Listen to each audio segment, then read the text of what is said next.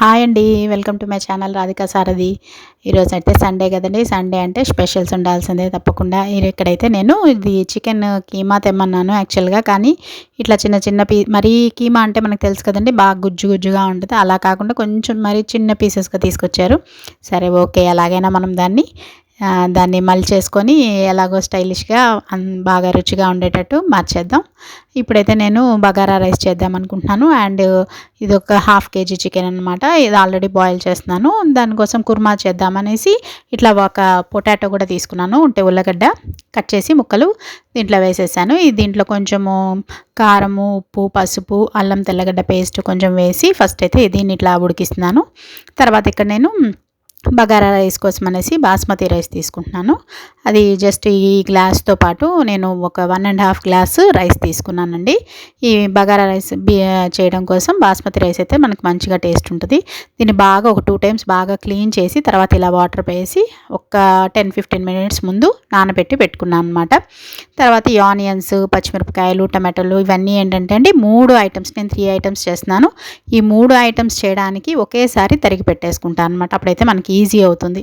తర్వాత మిక్సీ జార్లో అల్లం తెల్లగడ్డ పేస్ట్ ఒక 2 స్పూన్స్ వేసాను.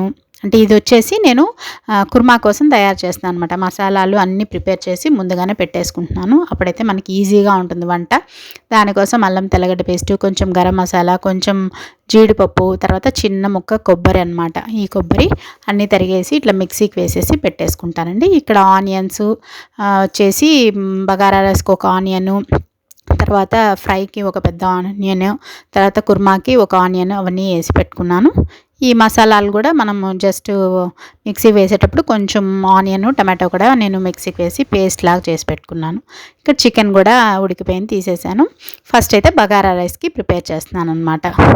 ఇవి స్పాంటేనియస్గా 3 చేస్తానండి. ఎలా చేస్తాననేది చూడండి. ఫస్ట్ అయితే బగారా రైస్ చెప్పాను కదండి, దీనికి పెట్టేశాను. ఫస్ట్ ఆయిల్ వేసేసాను. పక్కన ఇంకో బాండిల్ పెట్టాను చూసారా, అది కూడా ఫ్రై కోసం అనమాట. ఈ బగారా రైస్లో కొంచెం గీ కూడా వేసాను, టేస్ట్ మంచిగా ఉంటుంది కాబట్టి. దీనికి కొంచెం గరం మసాలాలు ఉంటాయి కదండి, పట్టా, లవంగ, కొంచెం అనాస పువ్వు, మన బిర్యానీ ఆకు, తర్వాత వచ్చేసి ఇలాచి, ఇవన్నీ వేసేసాను. దాంట్లోనే కొంచెము కరివేపాకు, ఆనియన్ చెప్పాను కదండి, ఒక ఆనియన్ కట్, అంటే నేను అన్నీ కట్ చేసి పెట్టుకున్నాను. దాంట్లో నేను ఎంతని ఒక్కొక్క దానికి ఇలా తీసుకుంటున్నాను అనమాట. బగారా రైస్కి అయితే ఒక ఆనియన్, పెద్ద ఆనియన్ వేసాను. తర్వాత ఒక 4 పచ్చిమిరపకాయలు వేసాను అనమాట. ఇంకా పక్కన పెట్టున్న బాండలు వచ్చేసి చికెన్ ఫ్రై కోసం, అదే చూపించాను కదండి చిన్న చిన్న పీసెస్, వాటికి. దాంట్లో కూడా ఆయిల్ హీట్ అయిన తర్వాత దానికి ఒక చిన్న ఆనియన్ తీసుకున్నాను. ఆనియన్ సన్నగా అన్నీ తరిగి పెట్టేసుకున్నాను. ఆనియన్ వేసేసాను. పచ్చిమిరపకాయలు ఒక 2 వేసాను అనమాట. ఇవి గమనించారంటే పచ్చిమిరపకాయలు పెద్దవిగా ఉన్నాయి. అవి నాకు చిన్నవిగా కట్ చేయబుద్ధి అవ్వలేదు. ఊరికే జస్ట్ అట్లాగా ఘాట్లలాగా పెట్టేసి వాటిని అలాగే వాడుతున్నాను అనమాట. పెద్దవిగా ఉన్నాయి, కొంచెం లుక్ బాగుంటుంది. ఎప్పుడు వెరైటీగా, ఎప్పుడు చిన్న చిన్నవిగా కట్ చేస్తాం కదా అని చెప్పనేసి ఇలాగే ఉంచేసాను. తర్వాత ఇదిగోండి చికెన్ బాగా కడిగి పెట్టుకున్న చికెన్ని ఈ ఆనియన్స్ వేగిన తర్వాత ఫ్రై దాంట్లో వేసి మూత పెట్టేశాను. ఇప్పుడైతే అది చికెన్ బాగా ఉడకాలి. నెక్స్ట్ ఇక్కడ బగారా రైస్ కోసం చేస్తున్నాను అనమాట. ఇక్కడ ఆనియన్ బాగా వేగిపోయిన తర్వాత అల్లం తెల్లగడ్డ పేస్ట్ వేసాను. తర్వాత కొంచెం టమాటో, ఒక హాఫ్ టమాటో వేస్తున్నానండి. బగారా రైస్ అంటే చాలా రకాలుగా చేస్తారు, ఒక్కొక్కరు ఒక్కొక్కలాగా. నేను కూడా ఒక్కొక్కసారి ఒక్కొక్కలాగా చేస్తుంటాను అనమాట. ఇప్పుడైతే హాఫ్ టమాటా వేసాను. తర్వాత కొంచెం గరం మసాలా వేసాను. తర్వాత కొబ్బరి, జస్ట్ ఒక చిన్న కొబ్బరి ముక్క ఇట్లా పాలులాగా తీసి జస్ట్ కొంచెమేనండి, ఎక్కువ ఇట్లా జస్ట్ టేస్ట్ యాడ్ అవుతుందనే ఉద్దేశంతోనే. ఒక్కోసారి అయితే ఇది వేయను అనమాట, జస్ట్ మామూలుగానే మొత్తం ఆనియన్ వేసే చేస్తాను, టమాటో కూడా వేయను. అట్లా ఒక్కొక్కసారి ఒక్కొక్కలాగా అనమాట. బగారా రైస్లో చాలా రకాలు చేయొచ్చు. ఇప్పుడు నేనైతే ఎసరు కూడా కొలత వాటర్ వేసేసాను. ఇది ఒక గ్లాసు బియ్యానికి 1.5 గ్లాస్, అంటే బాస్మతి రైస్ కాబట్టి మామూలుగా మనం మామూలు రైస్ వాడకపోతే 1కి 2 వేస్తాము. ఇప్పుడు ఇవి బాగా వాటర్ తెల్లాలి కాబట్టి మూత పెట్టేశాను. నెక్స్ట్ ఇక్కడ ఈ చికెన్, చిన్న ముక్కలు చికెన్ కీమా ఫ్రై దగ్గరికి వస్తే వాటర్ ఫుల్గా ఉంది. చికెన్ తెలిసిందే కదండి, ఉడికే కొద్దీ వాటర్ ఎక్కువ వస్తుంటుంది. ఇప్పుడు ఆ వాటర్ అంతా తగ్గే లోపల మనకి ఇక్కడ బగారా రైస్ బాగా వాటర్ ఉడికొచ్చేసింది. ఇప్పుడు రైస్ మనము నానబెట్టాను కదండి, అవి బాగా ఆల్రెడీ క్లీన్ చేసి పెట్టినవి వడకట్టేసి వాటర్ లేకుండా ఇట్లా వేసేసాను అనమాట. ఈ బాస్మతి రైస్ మనకు బాగా నీళ్ళు తెల్లాయి కదండి, బాగా తెల్లిన తర్వాత వేసాను. మనము రైస్ వేసిన వెంటనే మూత పెట్టకూడదండి బగారా రైస్కి. ఎందుకంటే వేసామంటే మనకి బాస్మతి రైస్ అంటే మంచి లెంత్ బాగా పొడవుగా వస్తాయి అన్నమాట. వెంటనే మూత పెడితే మనకు ఆ లెంత్ పొడవు అనేది రాదు. అందుకని కొంచెం సేపు మూత అలాగే తీసి నేను ఉడికిస్తున్నాను, గమనించండి. పక్కన వచ్చేసి చికెన్ ఫ్రైకి ఉడుకుతూ ఉంది. వాటర్ ఉంది కదండి, ఆ వాటర్ అంతా ఎవాపరేట్ అయిపోవాలి. తర్వాత వచ్చేసి ఇక్కడ ఒక బాండలు పెట్టేశాను. ఇది వచ్చేసి చికెన్ కుర్మాకి. ఆల్రెడీ చికెన్ ఉల్లగడ్డ బాగా ఉడికిపోయింది. ఈ మసాలా వేసేసాను.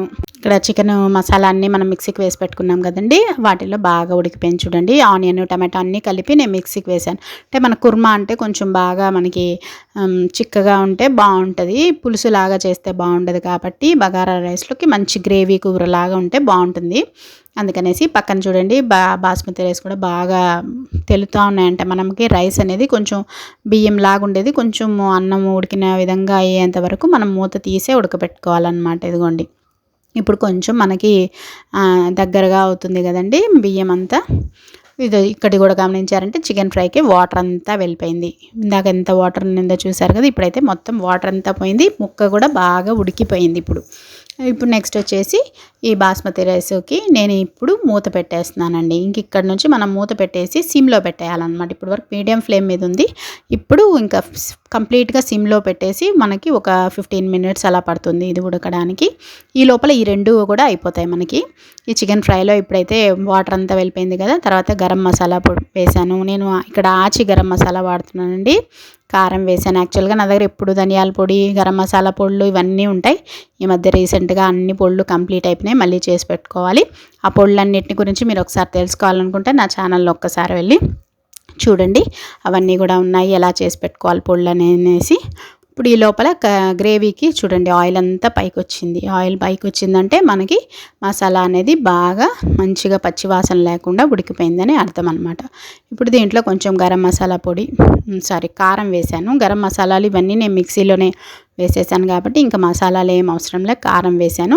తర్వాత ఈ చికెన్ ఉల్లగడ్డ మనకి మంచిగా ఉడికిపోయింది. దీన్ని కూడా ఇప్పుడు వేసేసాను ఈ కూరలో.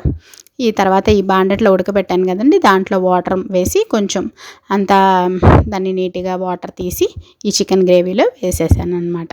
ఇప్పుడైతే మూడు ప్రొసీజర్ కంప్లీట్ అయిపోయింది. ఇంకేంటంటే మనకి ఈ మూడు ఇప్పుడు వరకు మనకి హై ఫ్లేమ్లో పెట్టి వంట చేసుకునే ప్రాసెస్ అనమాట. ఇక్కడ నుంచి కొంచెం సిమ్లో పెట్టేసి ఈ మూడు ఇట్లాగా మనకి ఉడుకుతూ ఉండాలన్నమాట. జస్ట్ ఇంకొక 10-15 మినిట్స్, మ్యాక్సిమం 15 అంతే అనమాట. మనకి ఇవన్నీ కంప్లీట్ అయిపోతాయి. అన్నీ ఇప్పుడు 3 సిమ్లో పెట్టేసి నేను ఉడికించుకుంటున్నాను మూత పెట్టేసి. చాలా ఈజీగా ఒకే టైంలో 3 అనమాట. అంటే ఇక్కడ మీరు 3 పొయ్యిలు ఉన్నారు కాబట్టి 3 ఒకసారి చేశారనుకోవచ్చు. అలా ఏం లేదంటే 2 పొయ్యిలు ఉండే వాళ్ళు కూడా బగారా రైస్ మనకు తొందరగానే అయిపోతుంది, లేదు చికెన్ ఫ్రై కూడా తొందరగానే అయిపోతుంది. ఆ విధంగా మనం ప్లాన్ చేసుకున్నామంటే చాలా ఈజీగా తొందరగా అయిపోతుంది. ఇదిగోండి, ఇక్కడైతే ఒక 10-15 మినిట్స్ తర్వాత మొత్తం మనకి నీట్గా ఇదిగోండి బగారా రైస్ కూడా చూసారా ఎంత బాగా పొడి పొడిగా వచ్చేసిందో, మంచిగా వచ్చేసింది. ఇక ఫ్రై కూడా బాగా మంచి రెడ్ కలర్లో వచ్చి బాగా ఫ్రై కూడా పొడి పొడిగా చిన్న చిన్న పీసెస్ కదండి, చాలా బాగుంది, వెరైటీగా ఉందన్నమాట. ఎప్పుడు చికెన్ ఫ్రై అనేది పెద్ద పెద్ద పీసెస్తో అలా చేస్తాం కదా. చికెన్ కీమా చేద్దాం అనుకున్నాను యాక్చువల్గా, కానీ కీమా బదులు ఈ అదే కర్రీ అనేది వచ్చిందనమాట. ఫ్రై కొత్త కొత్త వెరైటీస్, మోడల్స్ మనం అలా ట్రై చేస్తూ ఉండాలి. ఎప్పుడు ఒకటే కాకుండా బోర్ కొట్టకుండా డిఫరెంట్గా అనమాట.